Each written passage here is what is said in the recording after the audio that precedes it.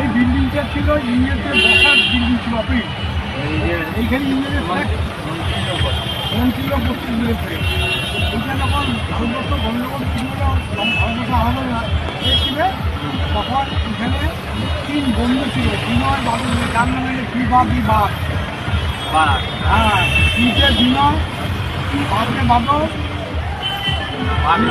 হ্যাঁ তিনটে বিয়ে, বিনয় বাদল বিয়ের বাদ, ওরা বাঘের বাচ্চা ছিল। সবগুলো ওরা ইংরেজের ফ্ল্যাটটা নামিয়ে ওরা পেশাব করে দিয়ে ওদেরকে আমাদের ইংরেজরা ওদেরকে একটা বুঝে দিলাম হয়েছে। আজকে নিজে নিজে করে দেওয়া হয়েছে, বুঝিটা তো বলা যায়। আজকে ফাইনের পটেন্সিয়াল একটু ব্রিটিশের কাছে একটাও ধরা যায়। ওদের জন্য তো আজকে দেশ ভারতবর্ষে স্বাধীন হয়েছে।